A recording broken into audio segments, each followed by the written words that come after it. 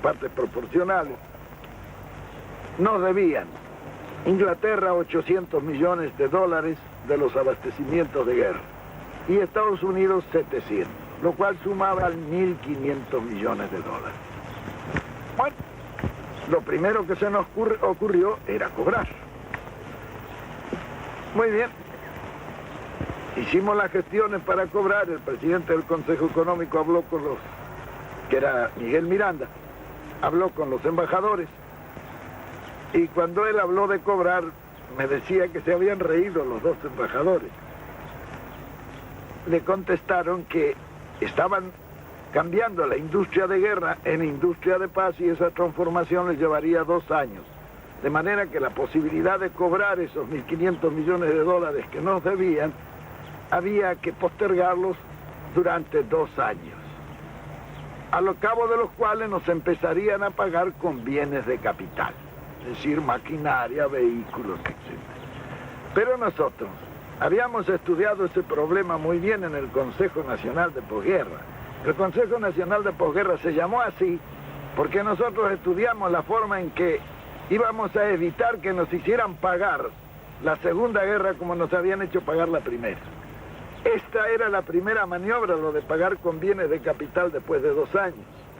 Porque la guerra en realidad es un acto de locura colectiva. Es como un individuo que en su casa se vuelve loco y empieza a romper todas las arañas y todo lo que tiene. Cuando pasa el ataque, viene la parte dura, que es volver a poner la casa, ¿no? Bueno, en la guerra pasada exactamente lo mismo. Había terminado la guerra y había que pagarla. Y esta era la parte dura. Ahora, la guerra tiene la ventaja de que los que han roto sus cosas durante la guerra tienen la ventaja de pagarlas. En primer lugar, desvalorizando las monedas. Así las deudas que tienen pierden una gran parte de su importancia. Yo recuerdo que Inglaterra en el año 48, por decreto, bajó el 30% el valor de la libra. Comenzaban a pagar la guerra. Pero cuando las monedas caen, cuando las monedas bajan en su valor, los bienes de capital suben en forma inversamente proporcional. De manera que en esa revalorización de manufacturas es con lo que nos iban a pagar en bienes de capital.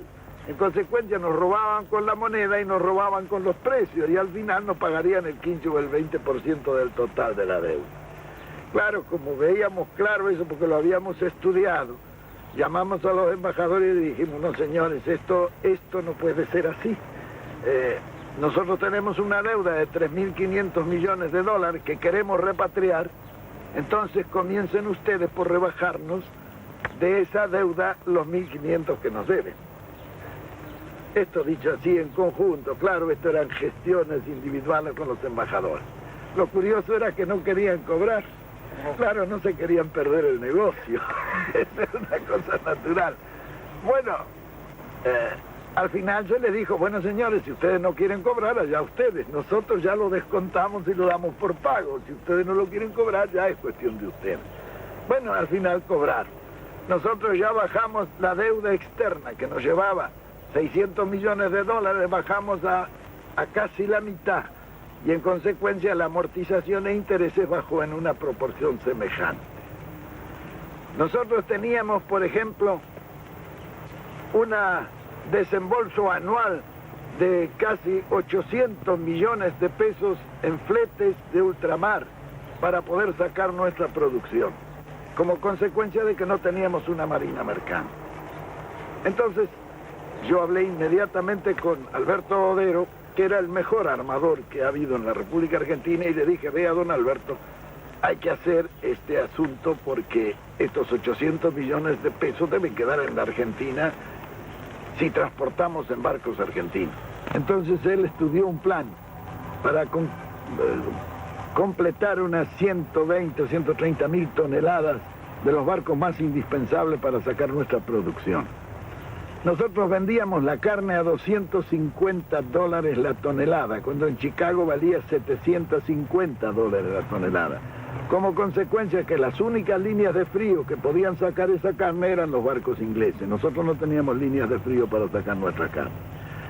Naturalmente que Alberto Odero tomó inmediatamente en sus manos el asunto y, aprovechando que todos los astilleros había terminado la guerra y los astilleros estaban sin trabajo, sacamos esos barcos casi a precio de costo, lo que era negocio para los astilleros que podían conservar su personal después de esa paralización. Porque en la guerra estaban fabricando algunos barcos, un barco por día algunos astilleros. Muy bien, fue así que nosotros rápidamente tuvimos una marina mercante que pasó las 100.000 toneladas, con lo cual tuvimos línea de frío. Y entonces a los ingleses yo los llamé y les dije, bueno, ahora la tonelada de carne vale $500 la tonelada. Ellos dijeron, no la pagaremos, le dije, yo veremos. Me dice, ustedes no van a aguantar, se le van a llenar los campos de hacienda. Y yo le dije, vea, nosotros tenemos la carne, ustedes tienen el apetito, vamos a ver quién aguanta más. Efectivamente, los ingleses pagaron las $500 la tonelada. Bien, ese era un problema que se resolvía así, se resolvía a corto plazo. Lo que nos disminuía esos 800 millones de pesos que pagábamos en transportes de ultramar, ya iban a comenzar a quedar en el país. Bien, después fuimos a los servicios financieros que se pagaban casi $1.000 millones al año.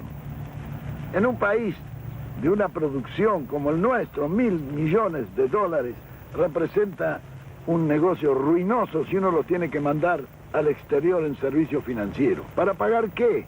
Para pagar las empresas de servicios públicos que eran todas extranjeras, los ferrocarriles, los tranvías y la Corporación de Transporte de la Ciudad de Buenos Aires, que había sido un acuerdo leonino que habían hecho por un contrato ley en la época de la famosa misión Roca-Runciman en Inglaterra, el gas, en fin, todos los servicios públicos, teléfonos.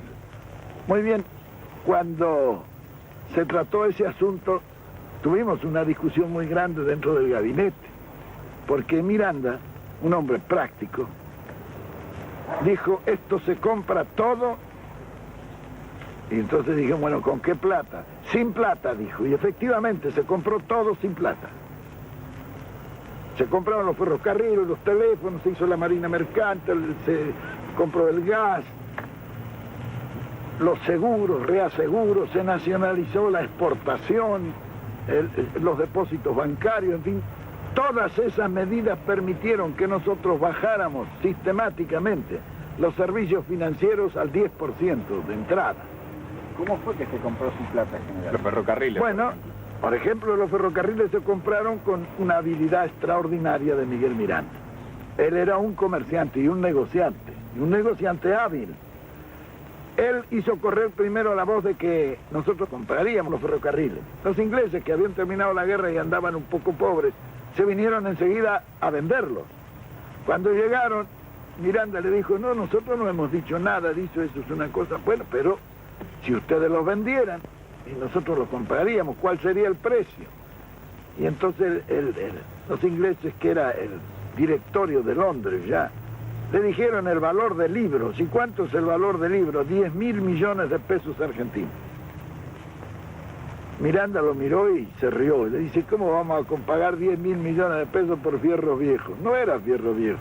Estaban funcionando cerca de 50 y tantos mil kilómetros de vía con estaciones y en muchas partes una legua a cada lado, que era lo que le habían dado en la concesión inicial. Había pueblos. Había 26.000 propiedades de los ferrocarriles. El Dock Sud, el puerto de Buenos Aires, era de los ferrocarriles ingleses. Muy bien, claro, se siguió negociando. ¿Cómo se hizo este negocio? Bueno, Miranda empezó a regatear. Los ingleses estaban duros, porque para negociar los ingleses son muy hábiles y muy duros. Hasta que bajaron a 8.000. Y Miranda siempre decía, no es posible. Los ingleses ya habían estado muchos días en Buenos Aires, se querían ir. Bueno, y un día cometieron un error. Lo vieron a Miguel Miranda y le dijeron, vea, si ustedes nos pagan 6.000 millones por los ferrocarriles, nosotros le depositamos a usted y a Perón en un banco que ustedes nos indiquen 100 millones de dólares. Al día sí, claro, estos negocios se hacen así. Al día siguiente Miranda a Diana ya estaba golpeándome la puerta de mi pieza en la residencia y me dijo, vea general, ya está listo este negocio, lo vamos a sacar porque si nos ofrecen una coima para que le paguemos 6.000 millones porque no valen los 6.000 millones. Bueno, siguió discutiendo y un día vino y me dijo, bueno, está cerrado el asunto. Los conseguimos los ferrocarriles por 2.029 millones de pesos. Era el precio que habían ajustado. Me dice, y eso lo podemos hacer muy fácilmente. En el contrato de compra-venta, Miguel Miranda le puso que se compraban bienes directos e indirectos de los ferrocarriles. Esos indirectos representaban 26.000 propiedades que tenían los ferrocarriles en el país. Esto no se dieron cuenta los ingleses cuando se hizo el contrato de compra-venta. Por eso Mr. Eddy cuando se firmó se desmayó. Recién se dio cuenta. Bueno, pero aún los 2.029 millones había que pagarlos. ¿Cómo se pagaron esos 2.029 millones? Y nosotros no teníamos dinero, emitimos. Luego de las propiedades, que se tomaron 4 o 5 propiedades y sacaron 2.000 millones de pesos de la venta. Con eso se retiró la emisión y quedaron todavía en la tesorería el remanente de la venta que se había hecho. Los ferrocarriles los pagábamos con trigo que estaba depositado en los depósitos subterráneos que habíamos hecho nosotros esperando que subiera el precio del trigo. Nos quedamos con todos los ferrocarriles y 26.000 propiedades. ¿Y qué pagamos? Era como decía Miranda, lo compramos con papelito. Y efectivamente se compró. Todo lo demás se hizo en forma similar, es decir, un buen negociante que, aprovechando el Estado, hizo buenos negocios. Por eso los ingleses no nos han perdonado nunca. Nos reíamos un día porque cuando fue el ministro de Agricultura me preguntaron a mí cuál era mi ascendencia por la forma en que habíamos negociado. Y yo le dije, vea, mi bisabuela era escocesa. Ah, dijeron los ingleses. Claro que organizada la finanza y la economía interna fue posible también desarrollar todos los demás aspectos. El campo no fue abandonado como algunos